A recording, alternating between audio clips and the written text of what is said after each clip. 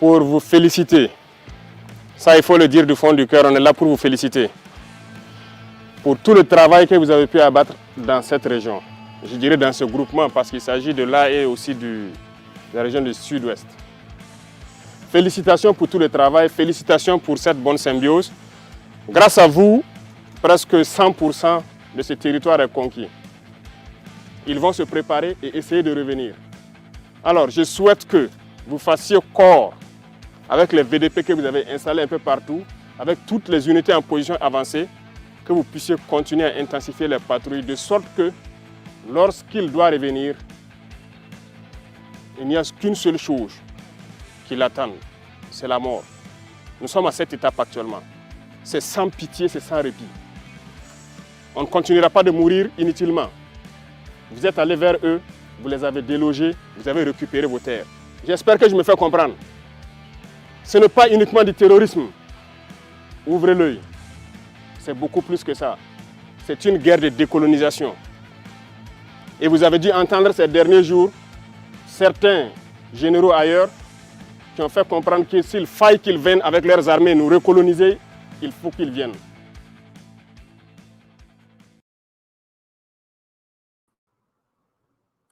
Welcome to This Week in Africa, a collaborative effort between African Stream and Authentic African. We break down this week's breaking news and its impact on Pan-Africanism and Africa's independence. In a recent address during a flag-raising ceremony in the presidential palace of Burkina Faso, the president, Captain Ibrahim Traoré, revealed ongoing attempts to destabilize his government.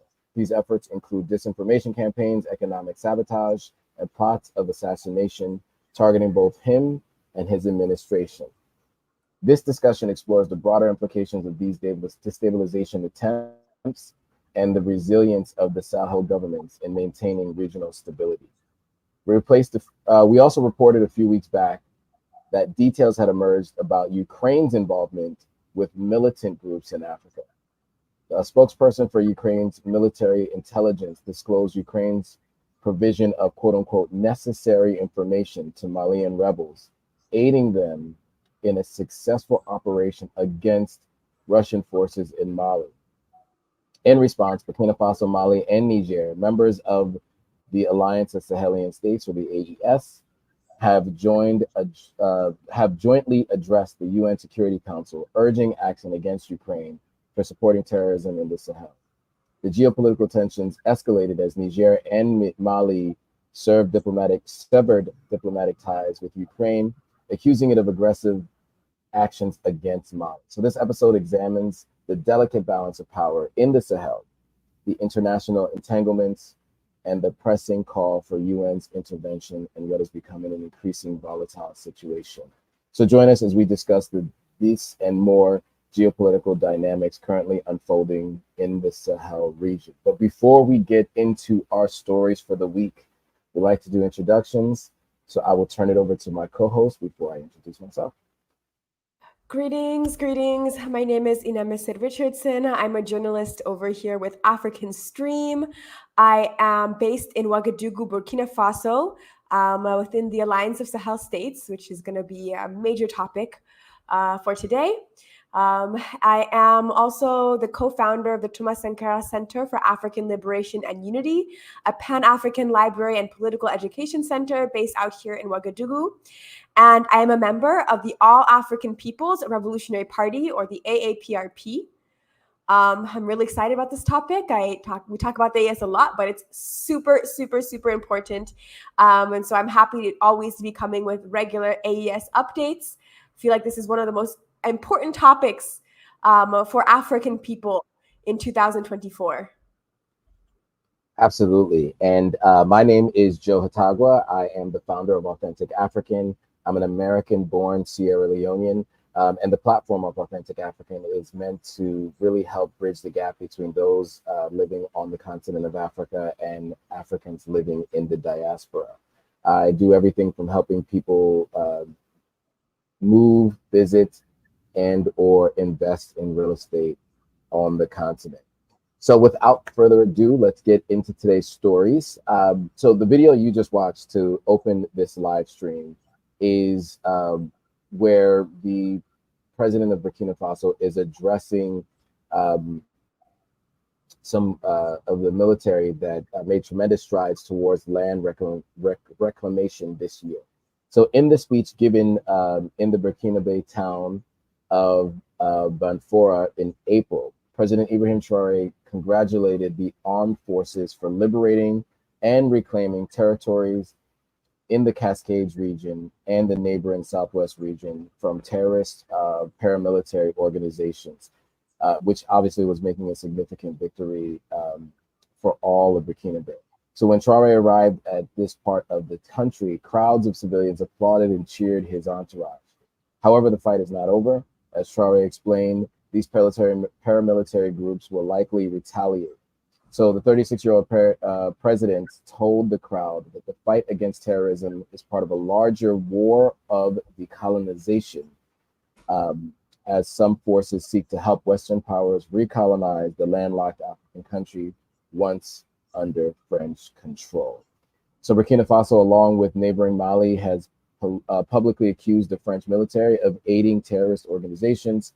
Recently, Ukrainian officials, as we mentioned before, admitted to also assisting in paramilitary organizations in Mali. So these alleged collaborations reinforce Traoré's argument that the question of colonialism is at the heart of this conflict. So that is what today's live stream is about. But before we get into our first story, I'd love to get a little bit of a reaction from you on this particular video and what we just talked about. Inem, what are your thoughts here on the reclamation of land in Burkina Faso, since you're there on the ground and you hearing what people are saying there in person? Yeah, I mean, this is so important. And I think, being here in Burkina gives me so much perspective on this as well, because there are still attacks in Burkina Faso. There are still certain specific parts of the country that are under attack and that are dangerous. So there was recently an attack north of Ouagadougou, somewhat significantly north of Ouagadougou, closer to the Niger border, that happened during this week. And I got a lot of messages with people very concerned, not really sure where this attack took place, if it was, where I am, this and that. And I think it's very, very important for people to understand, while there still are attacks on the country, there are so many parts of the country also that have been liberated and that are actually safe now under the Traoré administration. So this speech he gave was in Banfora in April. I was in Banfora in May. So I went to Banfora just the following month after he gave this. It's a beautiful, beautiful, beautiful town, by the way. It's one of the most gorgeous places within Burkina Faso. There's a beautiful waterfall. It's a wonderful place. But yeah, it's I went there. No safety concerns, and he talked about here in this video two of the regions, the Cascades regions and also the Southwest region being, liberated from these attacks. These are areas that are closer to the Mali border. So where the terrorist attacks have been concentrated historically, as in over the past decade or so, the major site of the attacks has been the border regions of the three AES countries. So the Mali-Burkina border and then the Burkina-Niger border have been hotbeds of these sort of terrorist activities and attacks. And I will say now, I feel like the vast majority of the Mali-Burkina border zone is significantly safer than when I first arrived in Burkina Faso 3 years ago. Like I said, there still are regions that are dangerous. So the Burkina Niger zone is now that will probably be the big concentration in terms of where some of the struggle needs to be led now, is that Burkina Niger border. But the Burkina Mali border has come a long way. We have received people at the coming to the Thomas Sankara Center who have come via bus from Mali. No qualms or hesitations. They got on the bus and they crossed that border. As many of our own members would feel perfectly comfortable as well getting on a bus and going over to Mali. And so I just want to put that out there, because I think there's a lot of propaganda and there's a lot of there's a strong political motive in the way that terrorism is represented in Burkina Faso. According to the United States State Department, the entirety of Burkina Faso is a red zone, no go, strongly discouraged for like U.S. visitors, not a single place in Burkina, according to the United States State Department, should be, receiving U.S. tourists or visitors, whatnot. And it's just really not the reality. And I think that narrative is something that exists for two reasons. One, it's to historically, it's been to justify increased Western intervention in the country, and to encourage, U.S., French, and other EU military forces to come and invade and occupy this region. And the second one now increasingly is also as a tactic to sort of try to tarnish the Traoré administration as well as the other two AES states, and sort of depict these military leaders as somehow like, I don't know, fools, I guess, who are making the country worse off than it is, when it's really just not the reality. So that's what I'll say. And then the last comment I'll make here, Ibrahim Traoré refers to this as a war for decolonization. Decolonization, I mean, that's so powerful, because that really situates what's going on in terms of this fight, so-called like fighting in the Sahel within like a really specific context. It's intentionally displayed as just, random inter-African violence. And that's how, unfortunately, a lot of violence in Africa is depicted, as just, there's warfare. But Traoré is just so clear that this is a question of imperialism. This is a question of imperialism. And I think that's the major theme of what we're going to discuss today, which is the fact that imperialist countries really want for the Sahel to be in a situation of long-term destabilization. I was in the, let me get my geography, the western part of the country this month. I was in the western part of the country, not too far from Mali. I was in the city of Bobo-Dioulasso, the second biggest city in Burkina. It's not so far from Mali. And if you go to the major university in Bobo-Dioulasso, the University Nazi Boni, also called Bobo-Dioulasso Polytechnic, it's like the big public university out there. There's a huge mural right outside of the campus where you see three flat, like people dressed in like the typical clothing associated with what a lot of the terrorist paramilitary organizations tend to wear when they wage their attacks. And then their faces are covered with the flags of the United States, Ukraine, and France. And this is just to say, this is a popular conception on the ground in the Sahel in terms of who is responsible for these attacks. So that's how this is a popular image, something that is being displayed very, very publicly at a public university. And so basically, this is like the people, regular people, who are making an accusation against France, the United States, and Ukraine, who civilians here believe are supporting terrorist organizations operating in the Sahel region.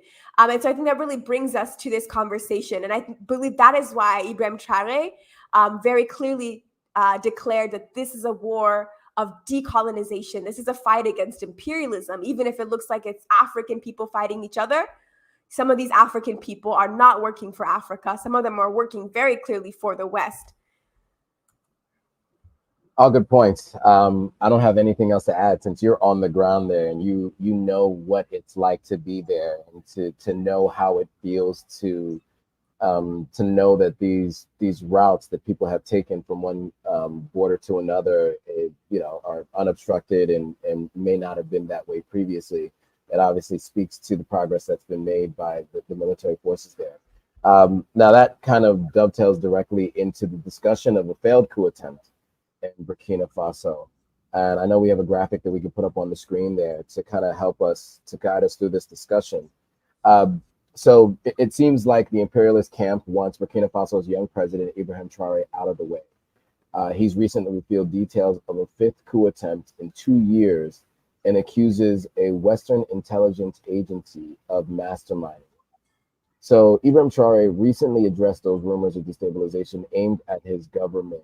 Speaking during a flag-raising ceremony, as I mentioned earlier, at the presidential palace, he confirmed the existence of plans targeting him and his administration, involving, as I said before, disinformation campaigns, economic sabotage, and even plots of assassination and attacks within the defense and security forces. He assured the public that his government had successfully contained these threats and had apprehended several individuals involved, including members of the defense forces colluding with terrorists. So as Burkina Faso marks its significant historic milestones, including the anniversary of its revolutionary shift towards independence in 1983, Captain Traoré calls on the Burkinabe people for increased dedication to the nation's true independence and sovereignty. And I think we can kind of talk through some of the attempted coups in the past here. You'll notice that in December of 2022, there was an attempted coup that led to an arrest of a lieutenant. In August of 2023, there were some arrests of a couple of different members, including a sergeant and a corporal, during an attempted coup there. In September 26th of 2023, some arrests for different lieutenants and captains. And then in January 13th through the 18th, there was an attempted coup, and it arrested a lieutenant colonel. And so, the arrest of these folks does, in large part, have to do with the help of the national network of citizens that keep a lookout for trouble. And it's called the Citizens Night Watch, or how do you pronounce it, Inem? The Waiya. The Waiya, which patrol neighborhoods every night across the country. In fact, according to Night Watch spokesperson, they operate in the four corners of Burkina Faso in all 45 provinces and 8,000 villages. So both the people and the government are on high alert, and their national slogan, "The homeland or death, we will succeed," is the code they live by. And so, Inem, I'd love to get your thoughts on the Citizens Night Watch, since you witnessed this personally, right? You're there in Ouagadougou, and we've talked about this on previous live streams, but you've talked about, you talked about the excitement on and their willingness to be able to be a citizen force to help keep Ibrahim Traoré in place because they support him so much. But I think it's also interesting to know that they've actually helped to foil these coup attempts. So I'm interested to hear your thoughts being there on the ground, not only knowing that these folks are there, it's not just a symbolic measure, but it actually has real world impact. Yeah, definitely. So the Citizens Night Watch. So for anybody who wants more information about the Citizens Night Watch, I'll inform people that in French they're referred to as La Veille Citoyenne, which basically means Citizens Night Watch, or literally means Citizens Night Watch in English, or in More language, that's indigenous language that's the most commonly spoken in Burkina. They're called the Waiya, and Waiya means come and go out. So these are a group, like a network of mobilizers who come from many different Pan-African and anti-imperialist organizations across the country, who have come to form basically a broader network that's organized all different groups across the country under sort of this umbrella of the Citizens Night Watch, or the Waiya. And they're the core of the people who both mobilize as well as participate in a nightly watch, as the name implies, across the country to protect and guard the revolution. As I mentioned, I've been traveling a bit around the country, over the weekends, especially. I've been going a lot back and forth between the capital where I live in Ouagadougou and then the western part of the country. I've been doing that a lot this past couple months. And it's just so interesting. You see like the Waiya, like they organize in normally different roundabouts in different cities, as well as certain intersections, like you go through the villages. And I see like the stuff that they put out basically, like while I'm like on road trips across the country. I can drive through the bus will take me through like different villages, and I'll actually see like different things that the Waiya are putting out in like all different villages across the country. Like even like relatively small villages, you'll see like they have signs that they put out. They put out the flags of the AES countries. A lot of that work, when we see people coming out, organizing, mobilizing, expressing their support for the AES and for Ibrahim Traoré, a lot of the times it's the Waiya, or the Citizens Night Watch, that's behind this. They're inspired by the CDRs. So the CDRs are the Committees for the Defense of the Revolution, which is something that existed under the Thomas Sankara revolution of the 1980s. So in the 1980s, Thomas Sankara created the Committees for the Defense of the Revolution to protect the revolution, to be the eyes and ears of the revolution. It was inspired by Cuba, which also has Committees for the Defense of the Revolution. And these people in Burkina who were part of that revolution in the 80s are still around today. That wasn't that long ago. These are people who are, many people who were CDRs back in the 80s are alive right now and, live in Burkina Faso in 2024. And so I actually did a video with African Stream once where I interviewed a former member of the CDRs, and I talked about the Citizens Night Watch and trying to kind of trace that legacy, that heritage, in terms of how people were doing this sort of work, protective work, defense work of the revolution on this mass level, this organized mass level in the 80s versus today, and like seeing sort of how some of this is part of that Sankara legacy.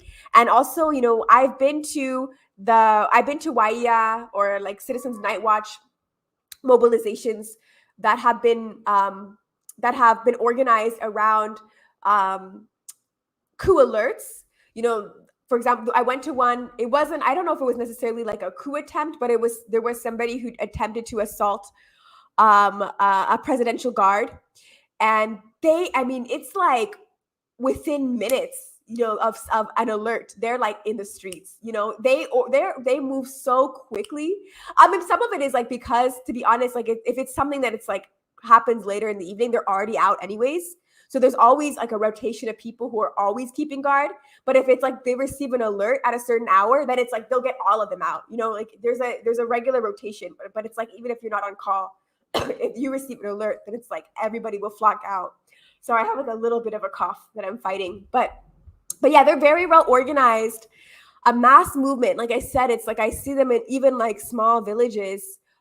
When I'm traveling between major cities, like I stop in different places and they're out there. So this is like just really well organized, and it's every single night that they're out, all across the country. And then if you're in like Ouagadougou, in the capital where I am, every roundabout in like every neighborhood, there are people who are part of this night watch that are out. It's 9 p.m. and you see them, out there standing guard. And so they just do a lot of that mass work. And I think this is also like, the way people talk about the AES, like it's not democratic.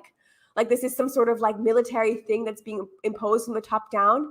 And it's like, you look at something like this and it's like, how much more evidence do you need that this is like probably one of the most democratic processes that exist in the world right now? There's like very few countries where people, like civilians, are this engaged with politics that they're actually doing it every single day. Like every night they're out. Like the United States democratic system, quote unquote, has nothing on this. People going to vote once every 4 years and then going to sleep.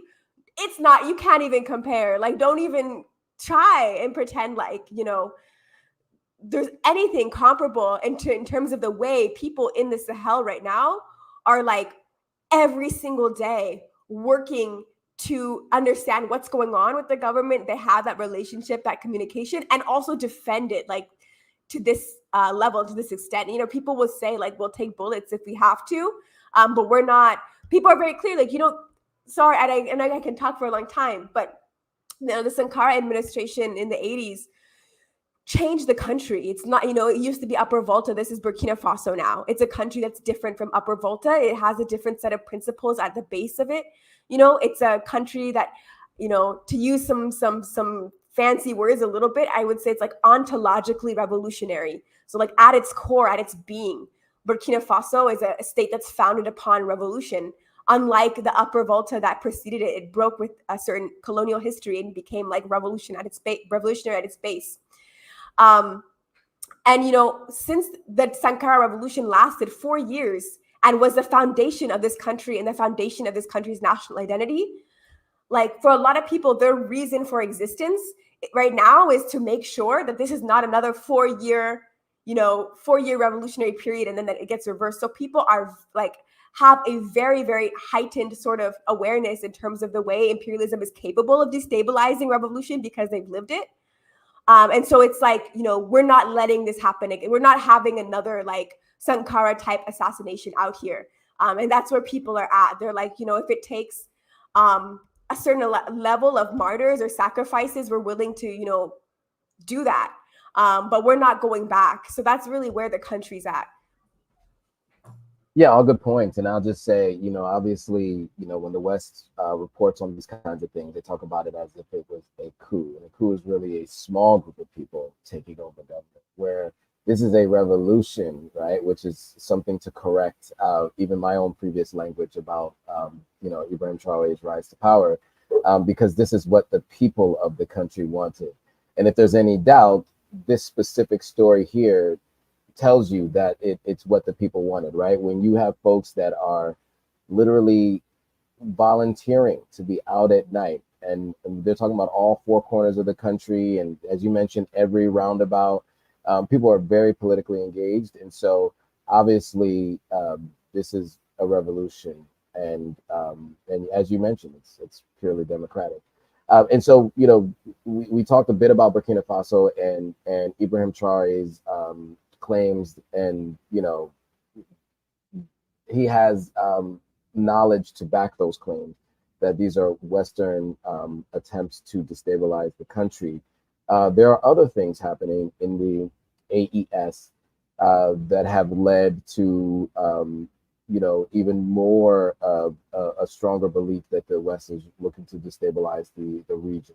And in this case, the AES sent a letter to the UN Security Council. And so Mali, Niger, and Burkina Faso, founders of the Alliance of Sahel States, the AES Confederation, have written to the United Nations Security Council that Ukraine is supporting terrorism in their territories. In late July, Ukrainian representatives faced backlash for publicly professing support for terrorists killing Malian armed forces. Now, I think it's really important to note that, even though we reported on this previously, we want to just remind everyone again that there were, Kiev claimed that they claimed that they helped, their intelligence agency helped rebels there locally, armed militants, actually kill and some Russian soldiers there. So according to an unarmed Western security source speaking with the AFP news agency, Ukraine is communicating with the rebels, right? So not only did they say it themselves proudly, folks on the ground have also corroborated those stories. So this is not the first time that Mali has attempted to bring the Ukraine before the UN. In 2022, Mali wrote a letter claiming that France had provided weapons and intelligence to terrorist groups and illegally operated drones and other aircrafts in the country. The letter stated that these flagrant violations of Malian airspace were used by France to collect information for terrorist groups operating in the Sahel and to drop arms and ammunition to them. Unfortunately, France is a UNSC member, which is where the letter was written to, and the issue appears to have gone unheard. And I think, without context and without this previous admission by the Ukraine, it might sound crazy to hear that the West is arming militants. Because Western news will say that would never happen, right? But obviously, they said the quiet part out loud, and so this is now in the public sphere. So we do know that they actually did attempt, and they are attempting constantly to destabilize the region. So with that, we'll jump to a video and have some commentary on the other side. So and Niger are calling for the United Nations to take action against Ukraine, accusing the Eastern European country of supporting terrorists and rebel groups in Mali. In a joint letter on 20th August, they urged the UN Security Council to take appropriate actions against these subversive acts, which strengthen terrorist groups in Africa and demonstrate the involvement of foreign state sponsors in the spread of terrorism in the region. This follows two Ukrainian officials publicly stating or suggesting support for rebels killing Malian armed forces on 25th to 27th July. On 29th July, the Ukrainian Defense Ministry's intelligence agency's press representative Andriy Yusov said on television that Ukraine provided intelligence to Tuareg rebels. A few days later, Senegal summoned the Ukrainian ambassador Yuri Pivovarov for reportedly writing a Facebook comment supporting the terrorists. Since then, Mali and Niger have cut diplomatic ties with Ukraine, while Burkina Faso has denounced Ukraine in a statement. Kiev has since retracted public support for the rebels and said, No evidence exists for Ukraine backing them. However, a Western security source told the AFP news agency the rebels are in communication with Ukraine. Will the United Nations Security Council take action against Ukraine? Let us know in the comments.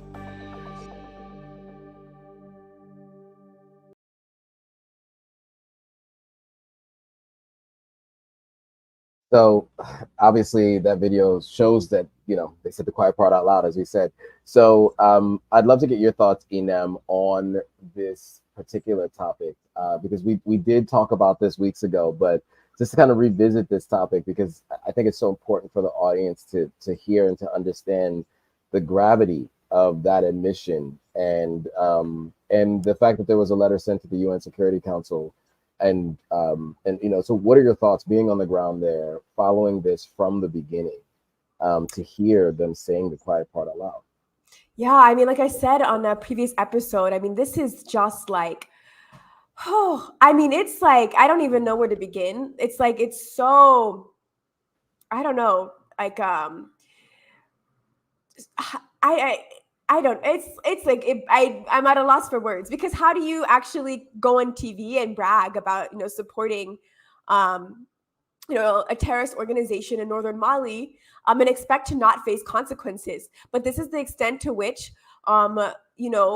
honestly, I'd say the West in general has been able to get away with this kind of thing for so long. I mean, I guess Ukraine is in Eastern Europe, but it's backed by NATO, and it politically it finds itself situated within the Western camp in terms of its foreign policy.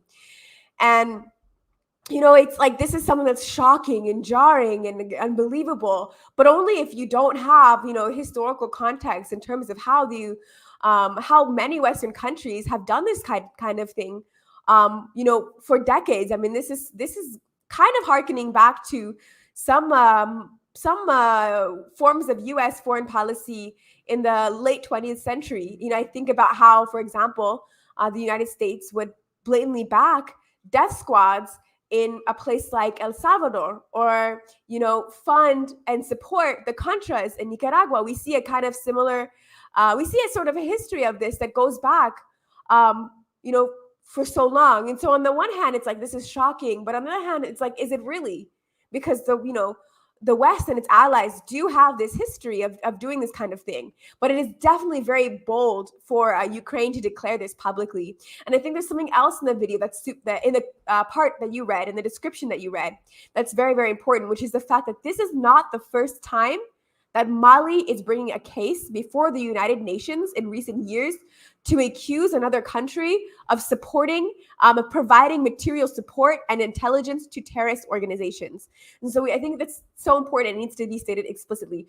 In 2022, Mali wrote to the United Nations Security Council saying that they had evidence that France was providing material support in terms of arming terrorist organizations and providing terrorist organizations with intelligence in Mali while they were claiming to fight against these terrorist groups. And of course, the UN Security Council cannot hear Mali come and talk about France, because France is part of the UN Security Council. So, I think, maybe Mali is barking up to the wrong tree. I don't know how this will go with the Ukraine letter. Ukraine has some allies on the Security Council, as well as some people who don't align with Ukraine on that Security Council. And also, this is the first time that Mali has allies going into this. Last time it was just Mali. Now it's the AES as a bloc. But I think that justice will ultimately be served outside of a UN context in the long run. But yeah, both France and Ukraine have now been accused by Mali / the AES of arming and supporting terrorist organizations that are operating within the Sahel. And when we say Mali, like, I think we have to be very, very clear that, like, it's not a Mali thing. Like, this is a Sahel thing. I mean, when we talk about, like, Ukraine doing this, I don't think a lot of people realize. So, like, who are these terrorist groups that operate in the Sahel in Mali? They're the same ones that are operating across the Sahel zone region. So what Ukraine is publicly admitting is to supporting, like, a Tuareg separatist movement that's supporting the liberation of that's basically trying to divide and balkanize Mali. But this particular organization has historically, at moments, aligned with groups like Ansar Dine, which are, terrorist organizations that are aligned with Al Qaeda. So they have collaborated historically. When you're supporting like these sort of networks and groups in the north of Mali, you're supporting the destabilization of the entire Sahel region.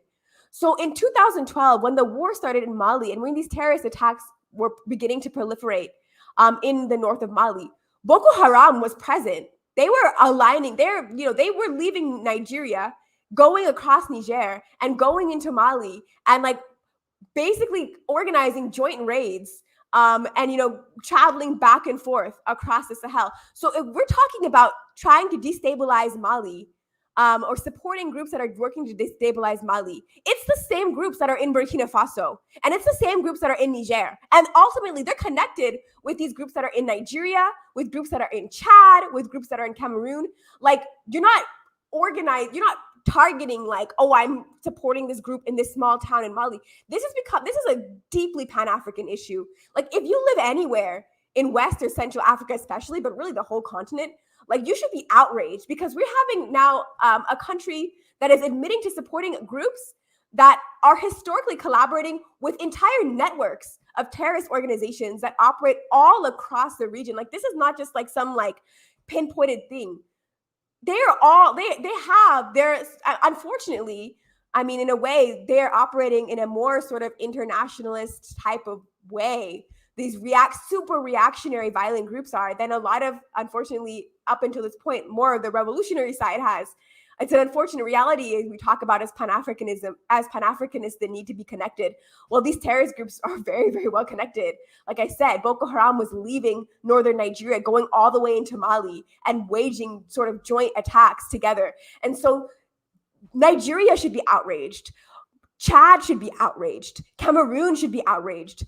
All those countries over there should be joining actually the AES and denouncing Ukraine and scrambling to figure out, how are they going to get Ukraine out of their country if that's the kind of thing that Ukraine is currently confessing. Like, this is like a major, major thing for the entire region. Like, they're basically saying that they're out here to destabilize the African continent.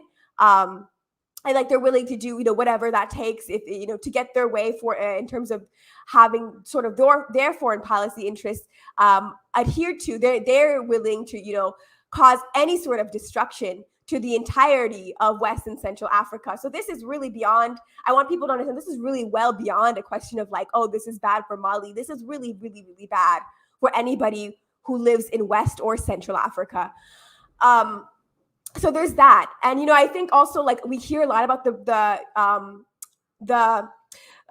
coup attempts against Ibrahim Traoré in Burkina Faso. And so some people have an impression that, like, okay, the West really doesn't like Burkina Faso, but maybe like the other two countries have it a little bit easier. And I think this really shows they're actually adopting very different tactics in terms of trying to destabilize the AES in different places. So in Burkina, it's like a lot more of like this coup route, trying to find like some sort of like, I guess more oftentimes like a military path towards destabilizing Burkina, versus in Mali and Niger, I mean, all three of the countries have this like terrorist threats. That's across the board. But Mali and Niger are really hit hard with regime change efforts too. Mali and Niger are both sanctioned. So I want to get this correctly. Mali, I know for sure, is sanctioned by the United States. So the U.S. does have sanctions on Mali. They claim it's against the government, but it's against Mali. At the end of the day, it's against Mali. The government is representing the people, so it's against Mali and the people. They have so the EU has sanctions against both Mali and Niger, and then I don't remember if Canada has sanctions just against Mali or if Canada is sanctioning also Mali and Niger. But Canada also has sanctions against these AES states. So I think it's very, very important that people understand, especially because a lot of our viewers live in some of these countries. Like, go and read up on who your country is sanctioning. Like, not your country, you belong to Africa, but go and read up on whatever country you're residing in. Like, how are they actually sanctioning or attacking the AES? Because you might be surprised. I think that's an aspect of this that's not being talked about a lot. And just because I know we're going to move on to talk more about Niger now, I'll make a couple final comments on Mali. Mali has been under attack by these, in many ways, you could say like Western-backed or allegedly Western-backed terrorist and rebel groups. Mali, like Niger, has cut all diplomatic ties with Ukraine, as you mentioned. And that was also not without backlash. So immediately after Mali does this, Sweden threatens Mali, basically saying that, because of their foreign policy, preferring to align with Russia for certain security efforts, and cutting ties with Ukraine, Sweden threatens Mali and says basically that they're going to pull aid from Mali if Mali behaves this way, very manipulative. I think it really shows you what the true sort of intention and behind aid is. It's really much about, these questions of foreign policy and, trying to influence foreign policy and this and that. But, Sweden then says that basically we're going to cut aid to Mali if Mali doesn't submit to the foreign policy we'd like to see for an African state. And Mali, immediately claps back and basically says that, in that case, Sweden, your ambassador has 72 hours to leave our country, which is, I think, just also incredible. And it really shows you where where the Malian government's head's at right now, where President Assimi Goita's head's at. He's not, there's no tap dancing, there's no bowing down. Your aid, take it or leave it, but it's not going to come at the cost of our sovereignty and our self-determination. We decide our foreign policy, right? You don't decide our foreign policy. And, in light of Sweden getting kicked out, Denmark announced yesterday that they're shutting down their embassy in Mali and Burkina Faso. And they were their spokesperson was also very clear. They're like, we disagree with African states working with Russia and China. We're going to open up new embassies in other countries that we believe will be more friendly towards us. And we're going to push really hard to show that, Europe is the best partner and pathway for Africa. And, that was kind of their rhetoric that they went with. But Denmark is leaving now. They're leaving Burkina Faso and Mali. And, I think, I don't know. I feel like I probably speak for the majority of people who live here when I say good riddance. Like, I don't really think that there's going to be any tears shed for Denmark. People really want to see but countries that are not part of Western, or I guess in this case, Northern Europe, or North America. We really want to see, more relationships with countries that challenge their hegemony and their dominance. And so I think that this is just another great thing, actually, for the Sahel. So I'll leave it there because I know we have some other stuff to look at. Right, and on that point, of Denmark leaving for countries that they feel are a little bit more aligned with their imperialistic belief systems. We did have the U.S. is now leaving Niger and maybe for Cote d'Ivoire, Ivory Coast. And so, as we mentioned before, the U.S. military has been asked to leave Niger, and it seems that the sides have agreed that Washington will wind down operations at its Airbase 201 by September 15th. And it is America's biggest drone base. So that puts an end to all those unnamed missions, you might think. But is the Pentagon really reducing its footprint in West Africa? And that's the question that we're asking ourselves. In a recent Le Monde splash cites sources saying that Americans are eyeing a new military base in nearby Cote d'Ivoire and have received the green light. So the U.S. general responsible for West Africa ops has already denied this. Still, with arch rivals China and Russia gaining friends and influence in the region, it's hard to take his remarks at face value. France is another power that's got its, as the proverbial tail between its legs in West Africa, having also been expelled from Niger, as well as from Mali and Burkina Faso. If the latter's president, Ibrahim Traoré, is to be believed, Paris too has its eye on the Ivory Coast or Cote d'Ivoire. In fact, he claims the French are already there and in Benin, using Abidjan as a center to orchestrate covert operations to destabilize Burkina Faso. Traoré has vowed to share some serious evidence of this with the world in the coming days. while we wait for the confirmation of what the French and Americans are really up to in West Africa, your thoughts and insights into the situation with the Ivory Coast are most welcome. But first, let's jump into a video and give some commentary on the other side.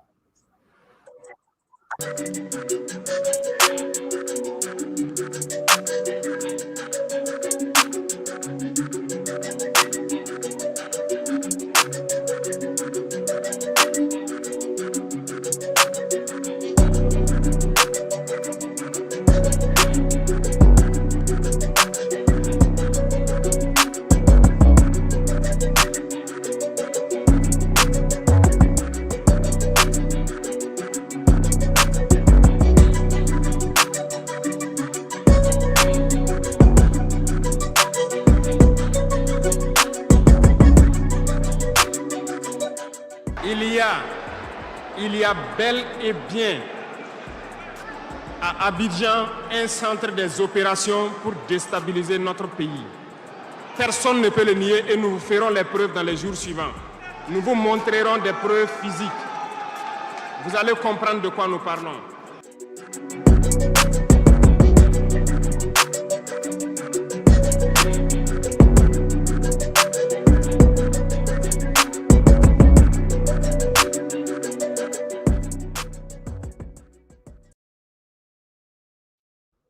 So as I mentioned before the video, I'd love to get your thoughts on this. I mean, you know, moving to a new country, you know, doesn't necessarily mean that they have removed operations. It's just changing locations, right? So, and Ibrahim Traoré has made some really strong accusations as well. So what are your thoughts on those two elements, right? One, moving from one country to a neighboring country, and then two, the accusations made by Ibrahim Traoré. I mean, unfortunately, this is not surprising. I saw one comment that said the Sahel countries should have cut all ties with the West already. And you know what? In an ideal world, I 100% agree. Like, you know, I don't think that development will come through any sort of Western quote unquote partnerships. I put it in quotes because it's not about partnership. Western relations with Africa have been neo-colonial, which is the opposite of partnership. It's that's not in a partnership dynamic. But, you know, that will only become possible the more African states join on this path. What we're seeing right now already in the AES is historic because we see 3 countries kind of all lined up together in a row, like every single AES country, you know, bordering one another, all engaged in this shared anti-imperialist foreign policy, which is not something we've seen for a very, I'll say at very, very least for a very, very, very long time. Right. Maybe we could say during some of the Southern African liberation struggles, we had like, you know, certain liberation groups that shared borders and stuff like that. But in terms of like in West Africa, you know, we haven't really had that. We've had like moments of countries collaborating, Ghana, Guinea, Mali, but then there's been this struggle where they're not really connected to each other and these borders. And what I'm getting at is, you know, we need other African countries to really join in. And the more that we have that kind of support from other African states, the more it's easy, like the more possible it is to really have that total rupture and to really just concentrate on only anti-imperialist connections strictly, you know, exclusively.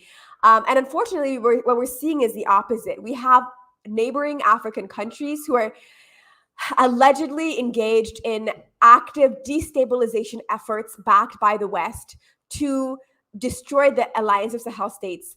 According to Ibrahim Traoré, so in that speech that he gave in this video, he actually named 2 countries. And these are the 2 that I would say on the ground in the AES have come under the most scrutiny recently. And those 2 countries are, unsurprisingly, based off of the context we saw, Cote d'Ivoire, Ivory Coast. So Ivory Coast is being accused of potentially wanting to open up or sanctioning the creation of a U.S. military base that would be very closely situated, like right near the Mali border and not far from Burkina Faso. Wow, I wonder why. Like, why is that location chosen?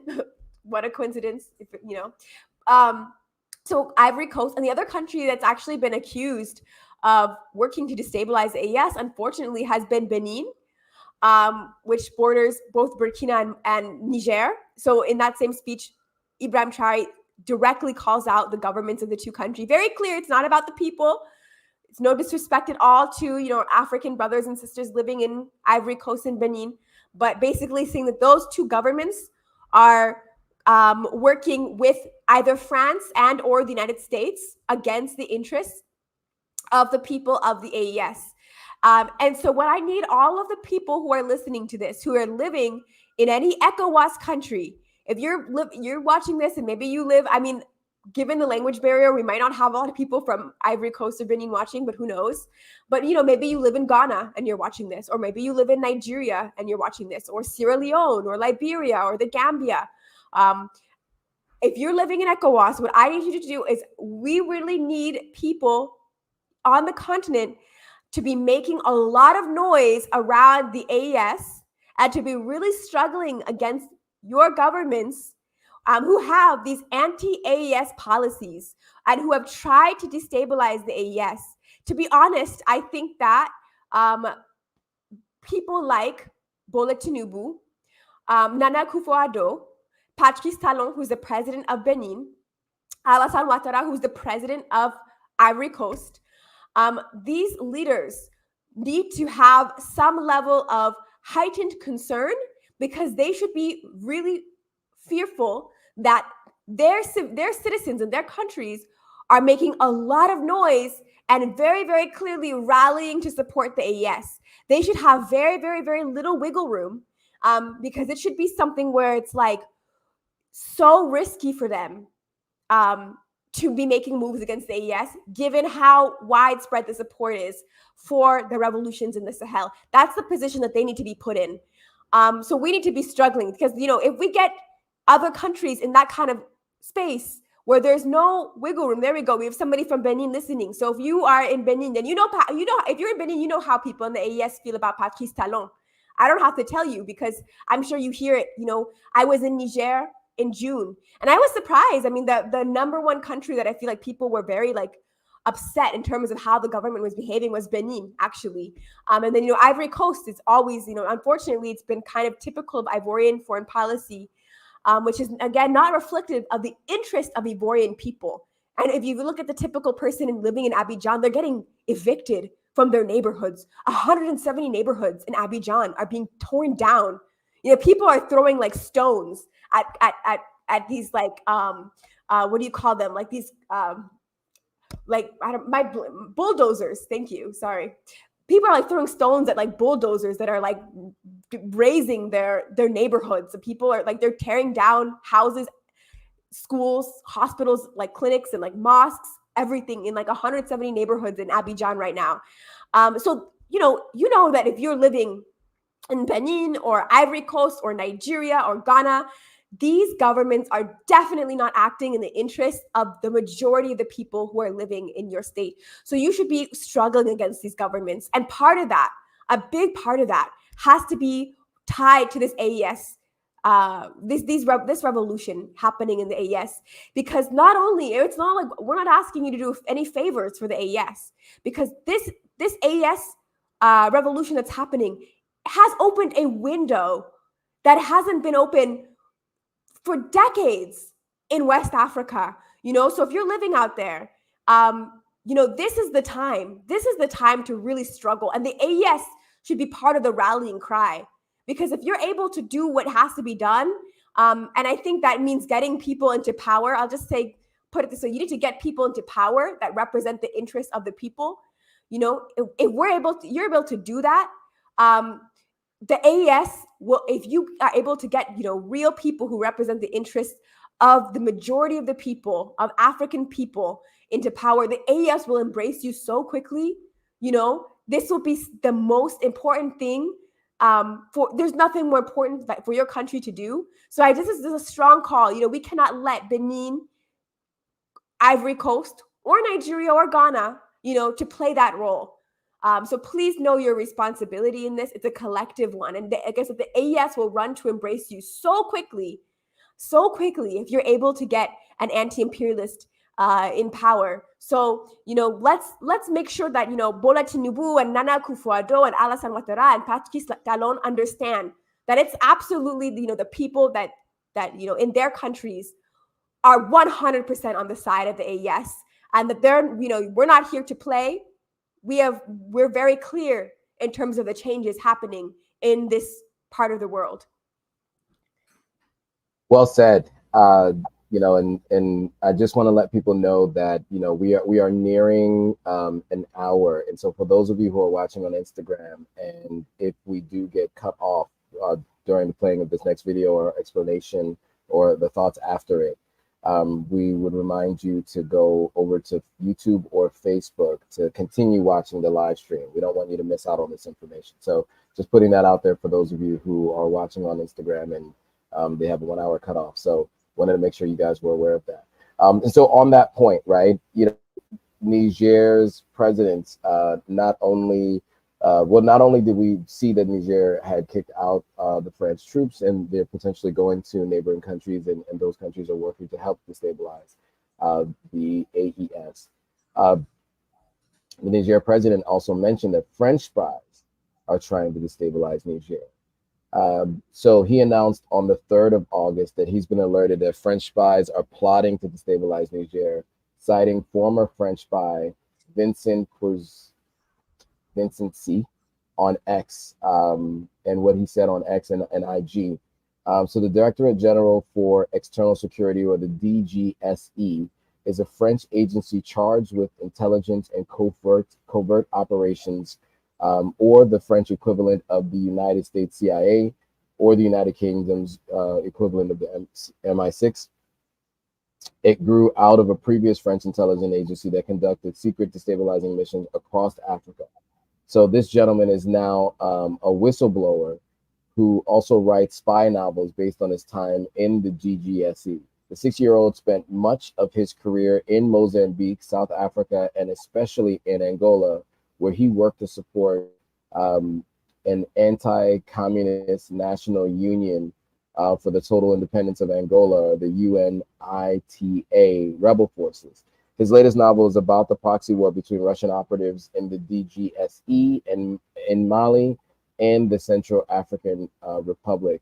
Niger is the latest African country to end military ties with France after an anti-imperialist coup in July 2023 connected Niger to the revolution unfolding across the Sahel. So Niger has also been revoking France's mining contracts over its large uranium deposits. So the landlocked state is the first African country to cut ties with the U.S. Africa Command, or AFRICOM, which hosts the U.S. military bases and military-to-military activities on the continent. So let's hop to a video and give some commentary on the other side.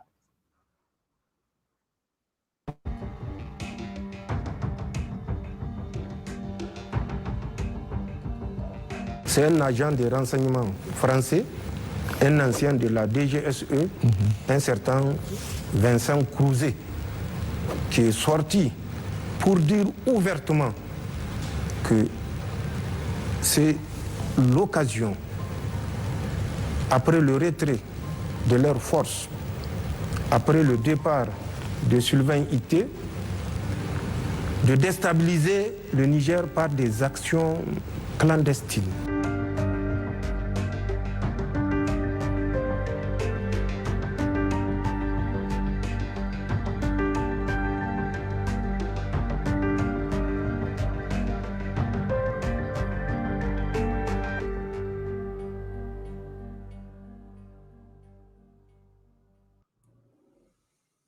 So I'll pose that question to you, Inem. What do you think of the president's remarks, the Nigerian president's remarks specifically? Yeah, I mean, he's basically saying that the DGSE, which is the French version or the French equivalent of the CIA, is working actively to destabilize Niger, and that he was tipped off by a certain whistleblower who was previously a part of that organization.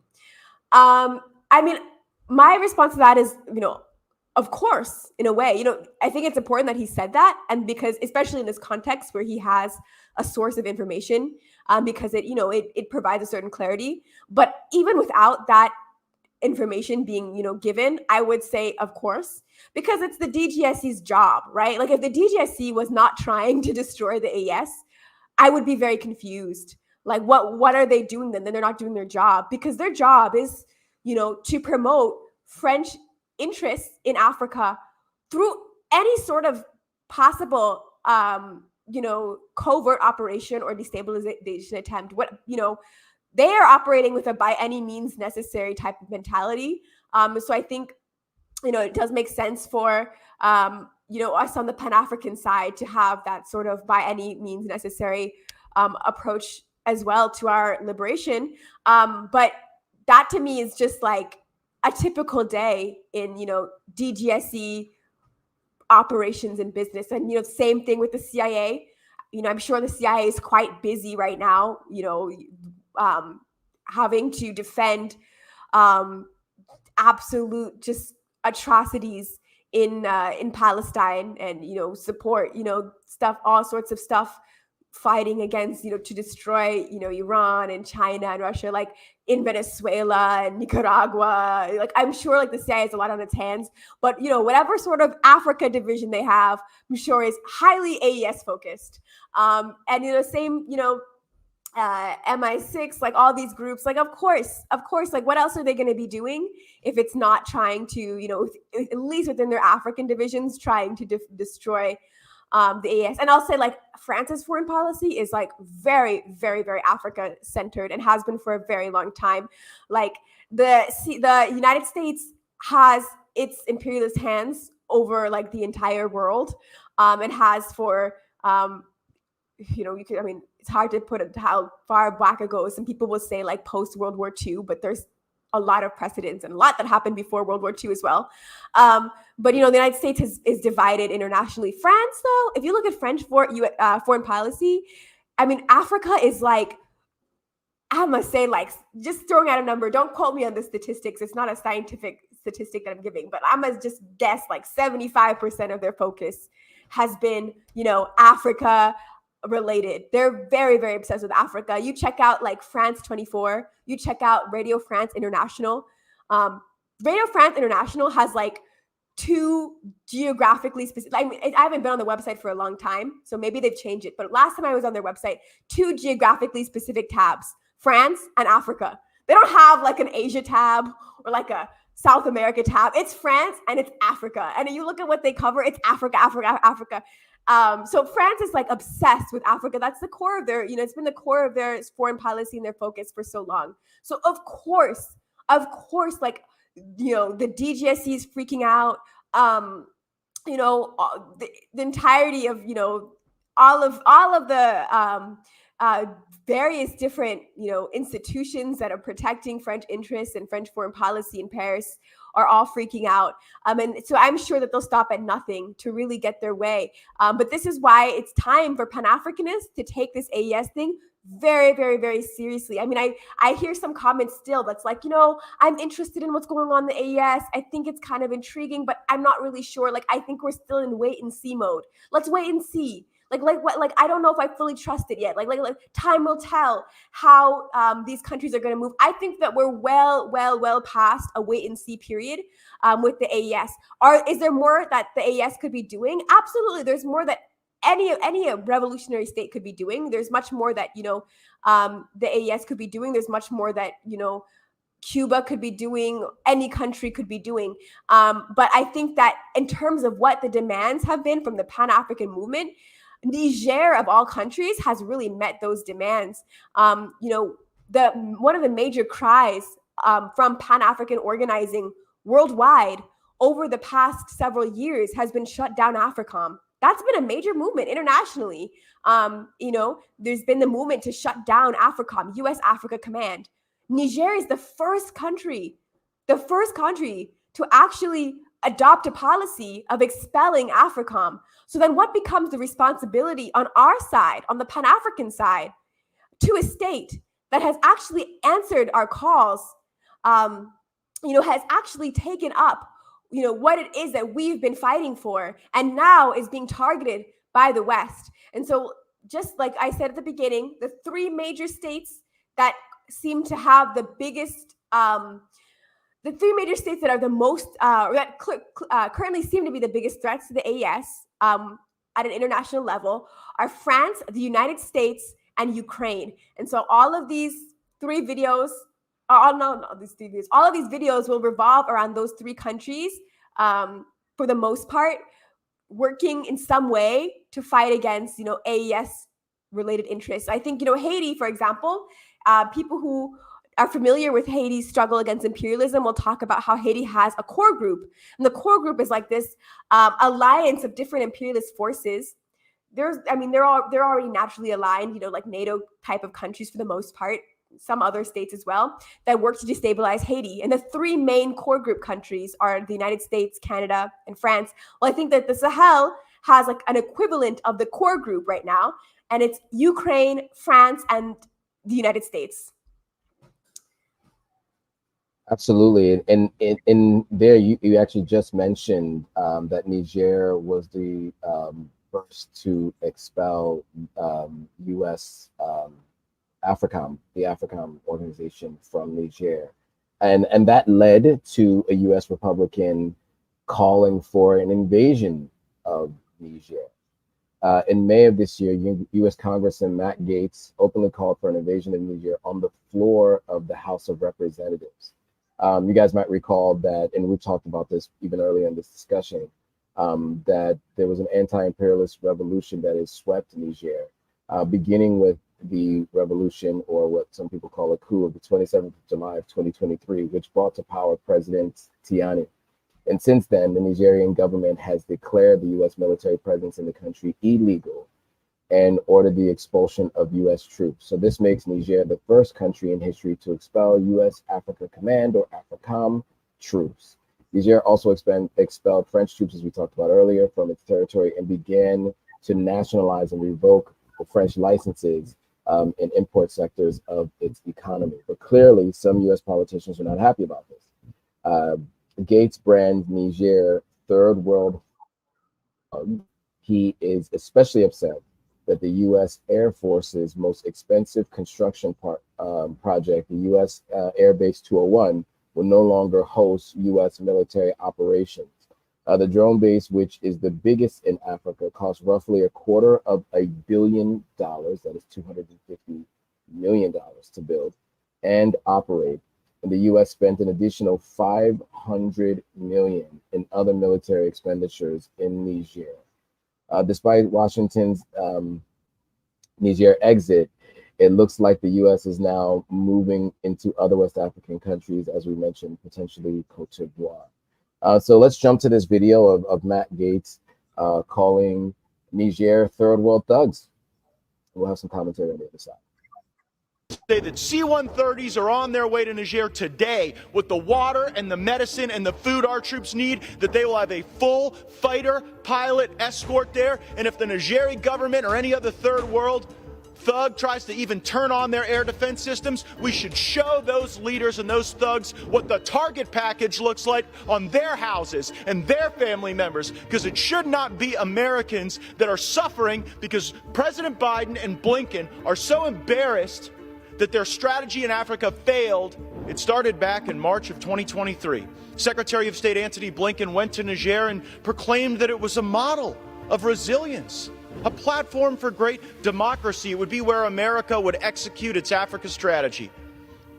1 year later, almost to the day, there was a coup in Niger. And I know this will surprise you, but after that occurs, they say they want our bases that U.S. taxpayers have poured more than $1 billion into gone. They want our service members gone.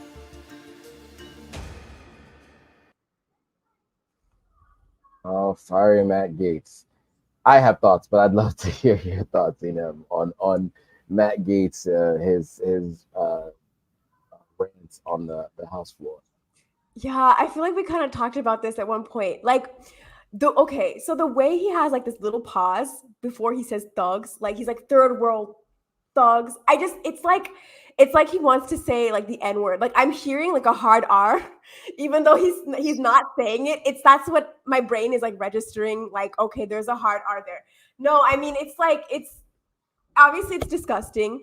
In a way, I feel like he's saying a lot of things that maybe other US politicians wish they could say, or like, I feel like, it's like the way he speaks is like actually the best representation of like what US foreign policy actually is in practice. Unfortunately, for the time being, the United States has lost that battle. The United States military has officially all been expelled from Niger. So they're no longer in the air base that he's referring to. They're not there. Let's keep it that way. I said for the time being. So let's like do our part and fight that it stays that way. It's really important, obviously, that we defend Niger in this moment. Like he's out here. We have a U.S. Congress member who's blatantly saying that he wants to launch some sort of attack against Niger. This was a couple months ago now, but I think that we need to be like realistic here. There's like so many people that like there's so many comments I hear that it's like, okay, the AES is not doing enough. The AES needs to go further. The AES needs to do more. And like I said, like there's always more that can be done. And so I do agree, like as somebody who lives here, I want to push the AES government, this process to go as far as possible. We want to keep pushing it as far as it can go, towards towards African liberation. And so I agree, there is work to be done. And, I'm part of, the organizing that happens here to push things even further. So I agree. But like at the same time, I think we need to be super realistic. What Niger has done is incredibly bold. Like you don't kick out the United States military and not face any consequence. That doesn't happen, right? It's not like the United States is like, okay, you've given us the boot, we respect that. And our bad if we somehow, exceeded our welcome. No, that doesn't happen. Like there's no reality in which, this isn't something where the United States is going to retaliate in some way or another. And so I really, really want people, like if they take nothing else away from this entire stream, to understand that like this is the time to organize, to defend the Alliance of Sahel States, all three countries, Burkina Faso, Mali, and Niger. We cannot afford and wherever you are, and I talked about West Africa, I talked a bit about the diaspora. If you're watching this from Kenya, if you're watching this from Zimbabwe, if you are, watching this and you're an African living in Japan, like you have to understand, like this is a window of opportunity we've had for liberation that we haven't had for decades. And if we lose this, like we're going to be set back so far as a people. And so wherever you are, like this is the time to really defend the Alliance of Sahel States. Maybe you live somewhere where the average person around you, including the average African person around you, doesn't know that there's a revolution happening in the Sahel. This is the time to organize things wherever you are, to like do that kind of work. We're having a film screening. We're having a workshop. We're going to sit down and play this live stream in some sort of community venue with other people around to watch it. Like anything you can to make it very clear to people around you that whatever information they might be hearing about Burkina Faso, Mali, and Niger that's coming in through, BBC, France 24, Al Jazeera, unfortunately, has made a lot of noise against the AES. That's not, that's not where we're going to get our information from. But we can come and like look at platforms, listen to places like African Stream. Unfortunately, there's not that much information available in English. As somebody who's an English speaker that does live here, I try really hard to get information out in terms of what's going on within the AES. I've been to all three of the countries now. I've been to Burkina, Mali, and Niger. This year, there's not that much information, but we have to get it out. We have to have people aware. Like we need to make it so it's impossible for the United States to get away with an invasion of Niger. I think it's a slow process typically where they start to build up propaganda little by little, create a certain image, do these sort of divide and rule tactics.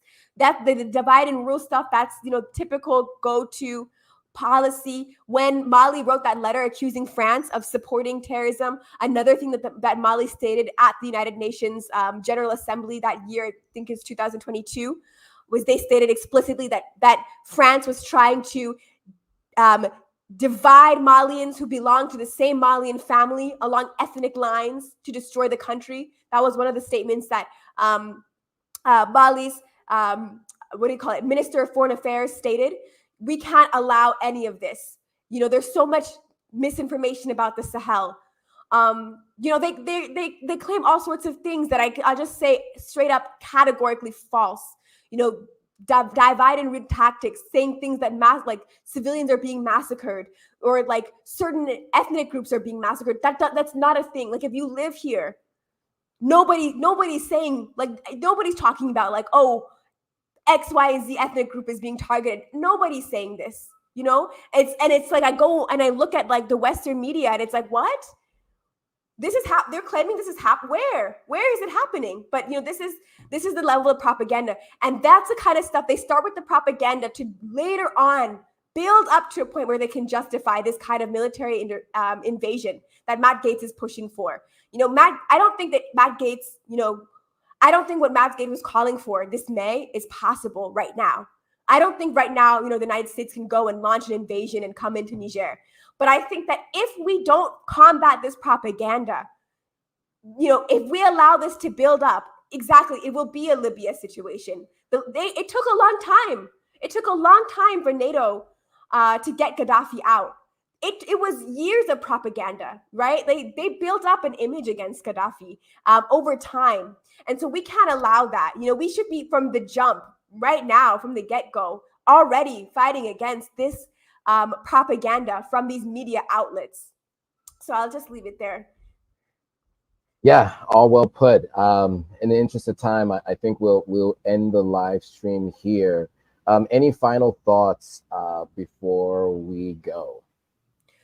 Okay, I definitely had a lot to say, clearly. I think that this is a good place to end it also, because I feel like all of the stories that we talked about have this kind of theme around countries wanting to destabilize the AES. And again, it was like a lot of it is around France, the United States, and Ukraine. But other countries came up. Sweden threatened, tried to manipulate Mali with aid.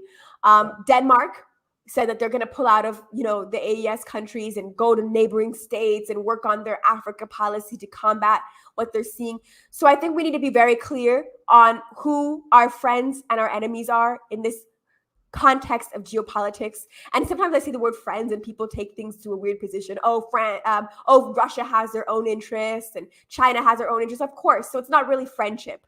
So I'll make that clear. It's not really about like we're friends and we're hanging out on the weekends and we're in this because we love Russia's culture and we're dancing to the Russian music and we just love Putin and we want to hang out and go to the bar. It's not a friendship, right? Russia has their interests, okay? The Sahel has its interests. Russia needs the Sahel's resources. I agree. I 100% agree with that. I think that's a true statement. The Sahel needs security support and also technology transfers. And Russia so far has been like, hey, we'll make a deal, okay? We'll give you some technology transfers in exchange for some resources. What does that do to the Sahel? Well, if we have the technology transfers, and what do I mean by technology transfers? I mean things like factories, refineries, and especially these nuclear power plants that Russia is working on developing in Burkina Faso and Mali. If we have those, that means that in the long run, we actually don't need to put ourselves in a position where we are exporters of raw materials anymore.